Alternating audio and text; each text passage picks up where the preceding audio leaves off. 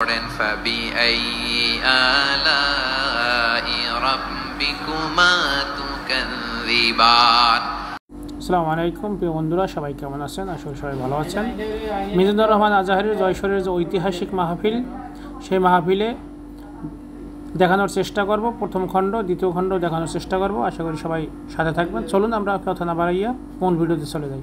বিশিষ্ট হোটেল আছে, এই সবগুলোর নিয়ে এগুলো চলে সাগরের এই দোলার মধ্যে, জলোচ্ছ্বাসের মধ্যে, এই সাগরের ভেতরে এই জাহাজগুলোর ভাষায় রাখছে কে?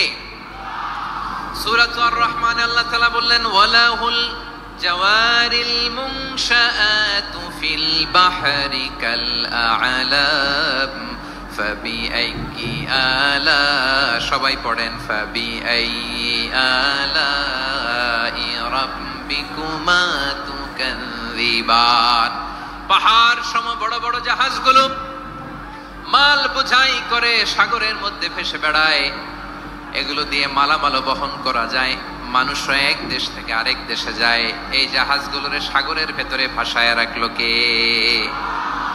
এই আয়াতের ভেতরে আল্লাহ তাআলা সূরাত বনী ইসরাঈলের এই চমৎকার আয়াতের ভেতরে আল্লাহ তাআলা বেসিক্যালি মানব জাতির প্রতি তার 4টি স্পেশাল অনুগ্রহের কথা বলেছেন। কয়টি?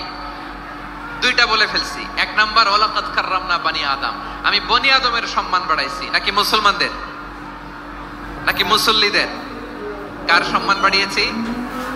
বনী আদমের। তাহলে human dignity, the first part of the verse talks about the human dignity. 2 number অংশ আল্লাহ তাআলা বললেন, ওয়া হামালনাহুম ফিল বাররি ওয়াল বাহর, স্থলে এবং সমুদ্রে আমি তাদের জন্য চলাচলের বাহন দিয়েছি। সুবহানাল্লাহ। তার মানে smooth movement on land and sea, জলে এবং স্থলে যাতে আমরা স্মুথলি মুভ করতে পারি আল্লাহ তাআলা দিয়েছেন। 3 নাম্বার আল্লাহ তাআলা বললেন, ওয়া রাযাকনাহুম মিনাত তাইয়্যিবাত, মানুষের জন্য আমি পবিত্র রিজিকের ব্যবস্থা করেছি।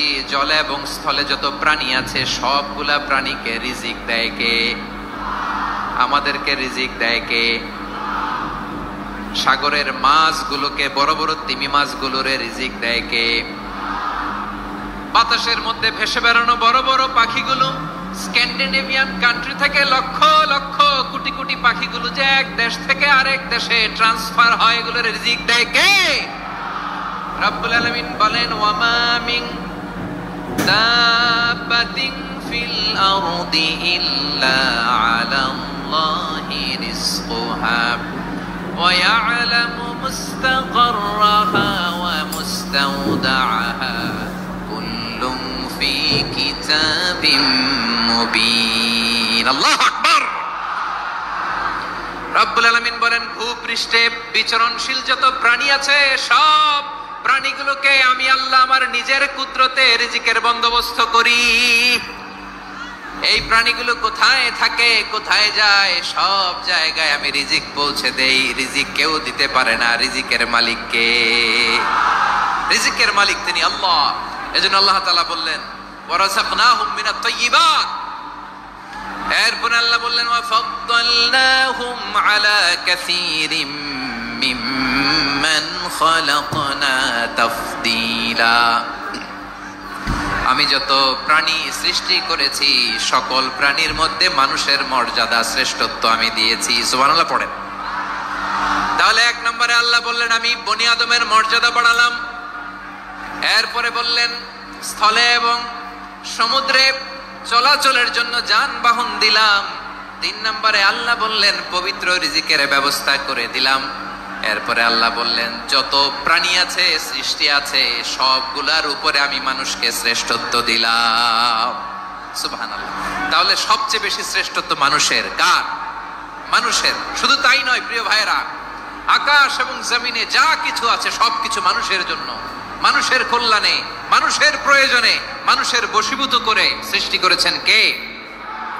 রব্বুল আলামিন বলেন, হুয়াল্লাযী খালাকা লাকুম মা ফিল আরদি জামিআ, এই জমিনের মধ্যে যা কিছু আমি আল্লাহ সৃষ্টি করেছি সব কিছু আমি মানুষের জন্য সৃষ্টি করেছি। পড়েন সুবহানাল্লাহ। হুয়াল্লাযী খালাকা লাকুম মা ফিল আরদি জামিআ, যা আছে সব আমাদের জন্য, সব আমাদেরকে সার্ভিস দেওয়ার জন্য, আমাদের উপকারের জন্য। আমাদের কল্যাণের জন্য। আওয়াজ করে সবাই পড়ুন আল্লাহু আকবার। অন্য আল্লাহ বললেন ওয়াসাখখারা লাকুম মা ফিস সামাওয়াতি ওয়া মা ফিল আরদি জামিআম মিন ইন্না ফি যালিকা লাআয়াতিন লিকাউমি ইয়াতাফাক্কারুন।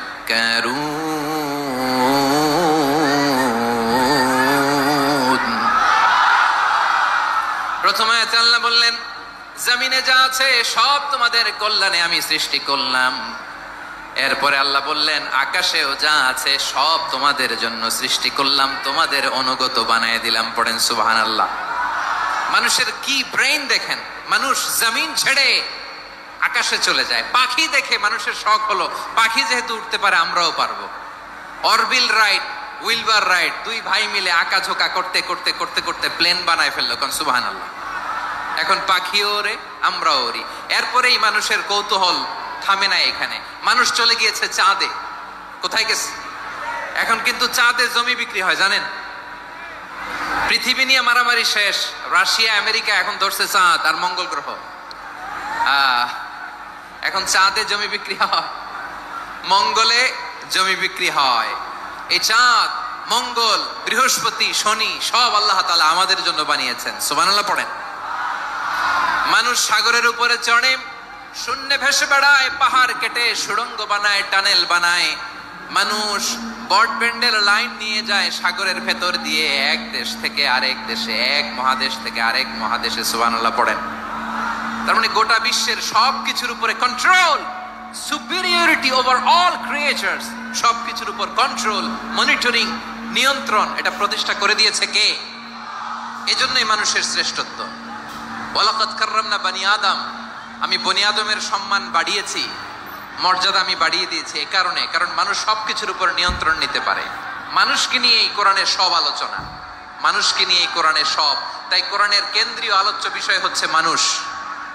কোরআনের কেন্দ্রীয় আলোচ্য বিষয় কি? যশোরের ভাইয়েরা বুঝে থাকলে সবাই বলবেন কোরআনের কেন্দ্রীয় আলোচ্য বিষয় কি?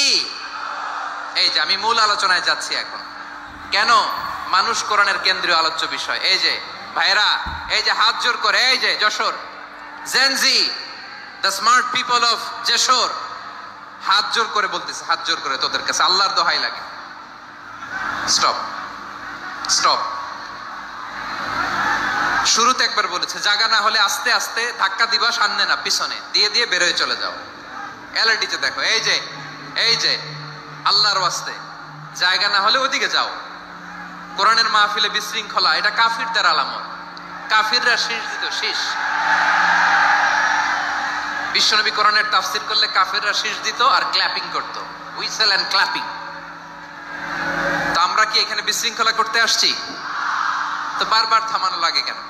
কোনো আওয়াজ হবে না, বললাম তো স্টপ। আওয়াজ করে বলুন কোরআনের কেন্দ্রীয় আলোচ্য বিষয় কি? সবাই বলেননি। এতগুলো মানুষ উত্তর দিলে এতটুকু আওয়াজ হয়, অন্তত আমি বিশ্বাস করি না। যশোর আওয়াজ করে বলো কোরআনের কেন্দ্রীয় আলোচ্য বিষয় কি? মানুষ। এই মানুষ কোরআনের কেন্দ্রীয় আলোচ্য বিষয়।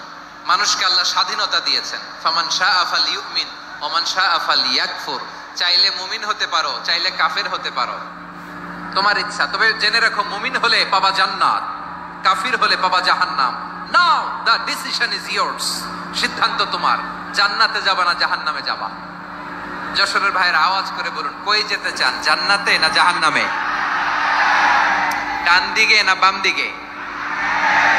ডানপন্থী না বামপন্থী? চিল্লা চিল্লি না চুপচাপ?